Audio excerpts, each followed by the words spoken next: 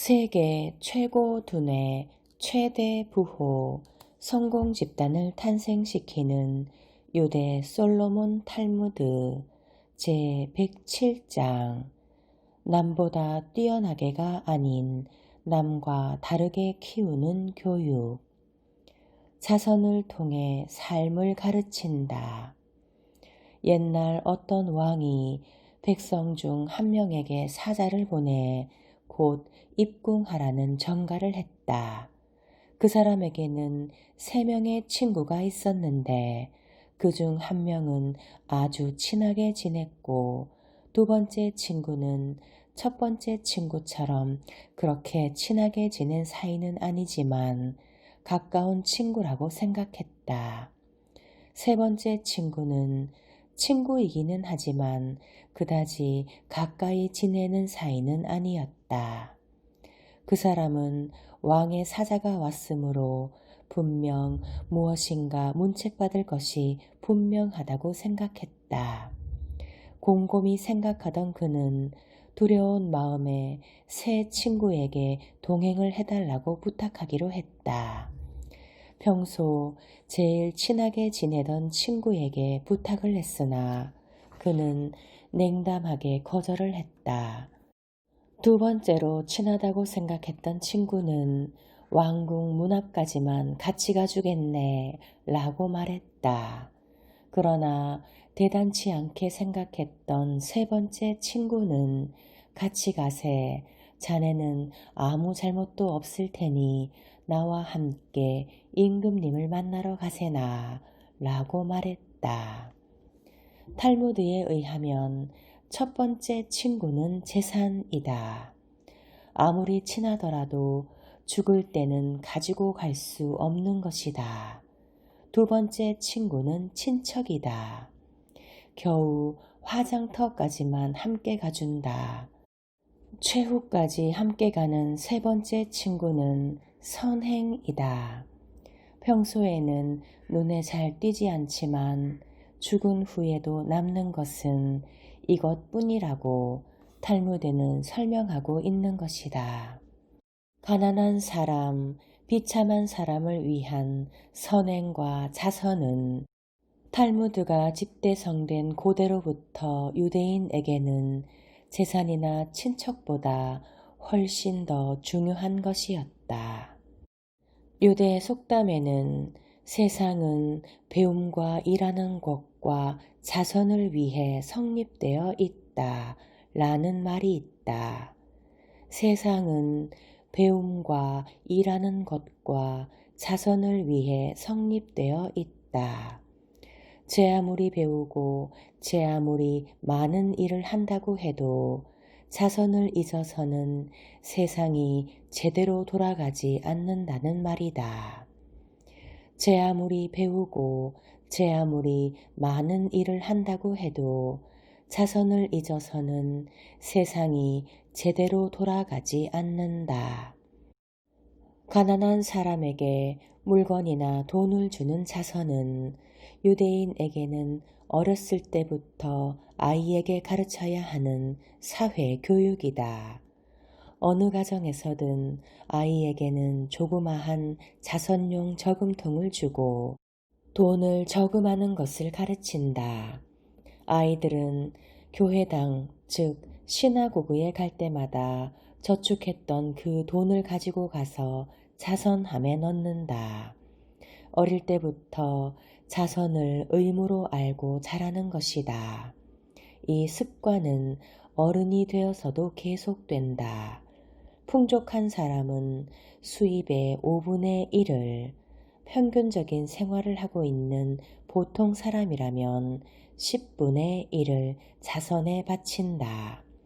아이들은 조그만 저금통으로 자신의 생활이 사회와 연결되어 있다는 사실을 의식하면서 성장해 간다. 유대인들이 남에게 선물을 잘하는 것도 그들에게는 당연한 일이기 때문이다. 아이의 지능 개발에만 급급하기보다 사회에 눈을 돌리게 하는 동기를 만들어주는 것이다. 헛된 꿈을 갖게 하지 않는다. 유대인들은 합리주의자이다. 예를 들어 탈무드의 해석을 두고 오래도록 논쟁이 벌어졌을 경우 서로 따지고 토론하는 것을 바른 원칙으로 삼는다. 이런 경향 때문에 유대인은 추상적이다 라는 말을 듣게 되기도 한다. 그러므로 유대인 아이들은 산타클로스가 있다는 등의 공상적인 이야기는 듣지 못한다. 그런 이야기는 일시적으로 아이들에게 상상력을 불어넣을 수 있을지는 모르지만 긴 안목으로 본다면 그저 헛된 꿈이기 때문이다. 또 합리주의를 부르짖는 유대인은 기적을 기대하지 않는다. 구약 성서에 나타나는 많은 기적에 대해서 의문을 제기할지 모르지만 구약 성서의 기적들은 과학적으로 입증할 만한 것들이다. 모세가 유대인들을 이끌고 이집트를 탈출할 때 일어난 홍해가 갈라지는 사건 역시 과학적으로 입증이 된다. 100년에 한 번 정도 지중해에서 강풍을 받아 조류가 빠지면서 홍해는 사람이 걸어다닐 수 있을 정도로 얕아진다는 것이 입증되었다.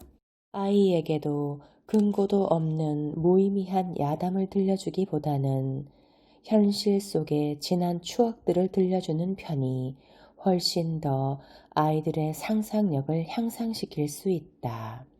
유대인들은 근거 없는 망상을 부정하고 보다 현실성이 높은 상상력을 관찰하는 데 힘을 쏟는다.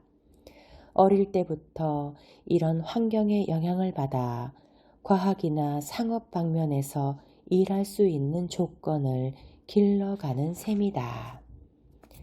부모의 침묵은 때로는 최고의 벌이다. 자녀에게 어떤 벌을 줄 것인가?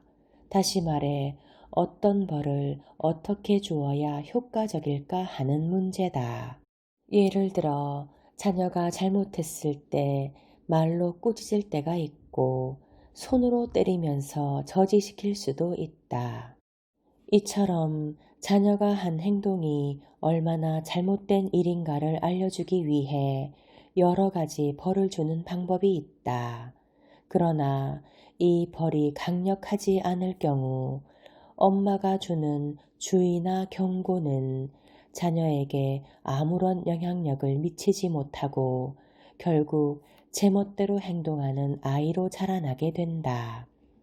밖에서 들어온 아이가 코트를 내팽개친다거나 잘못된 행동을 했으면 체벌을 할 수도 있다. 그러나 그 위에 추가하는 벌로 침묵은 위력적이다.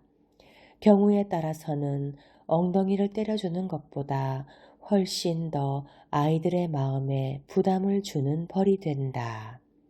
유대인들은 세계에서 제일 말이 많은 민족이라고 할 정도로 대화의 교류를 중요시한다.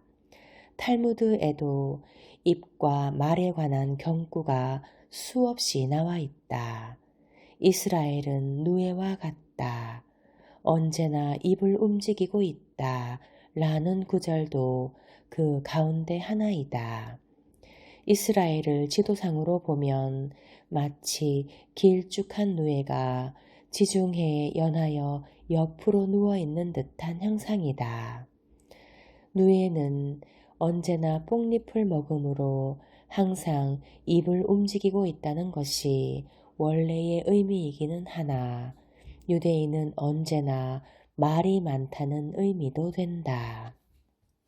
이런 이유로 침묵을 지킨다는 것은 자녀에게는 어머니와의 대화가 끊어져 최고의 벌이 될 수 있다.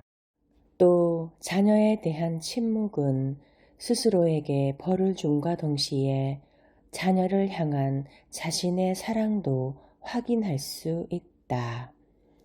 침묵이 주는 벌의 효과는 벌을 주는 쪽과 받는 쪽의 대화를 단절시킴으로써 독특한 심리작용을 일으킨다.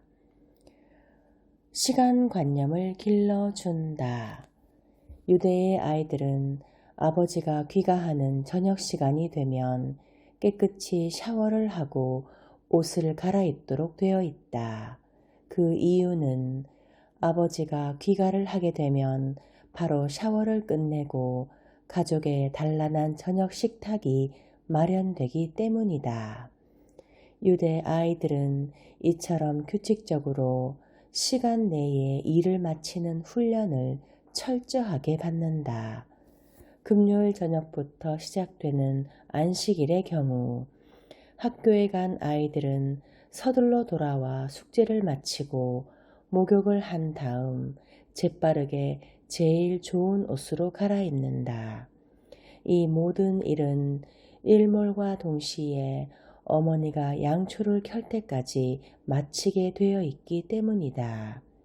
이런 이유로 아이들은 항상 규칙적인 생활을 하는 습관을 몸에 익히게 된다. 유대인의 성인식은 13살이 되면 행해지는데 그때의 선물로는 대개 손목시계를 준다. 손목시계를 줌으로써 시간관념이 철저한 사람이 되게 하기 위함이다. 내일엔 또 내일의 바람이 분다.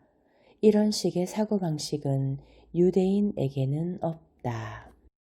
오늘이라는 시간 내에 오늘을 어떻게 보내야 할 것인가에 계획된 습관이 들어있으므로 그 일을 진행해 감으로써 즐거움을 느끼는 것이다.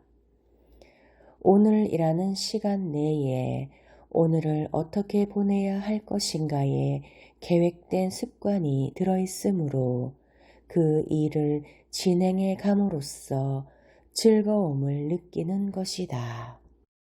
인생 최고의 지혜 3가지 벌. 한 번은 왕이 종에게 시장에 가서 물고기를 사오너라 라고 말했다. 종이 가서 물고기를 사왔으나 물고기에서 악취가 풍겼다. 왕이 소리쳤다.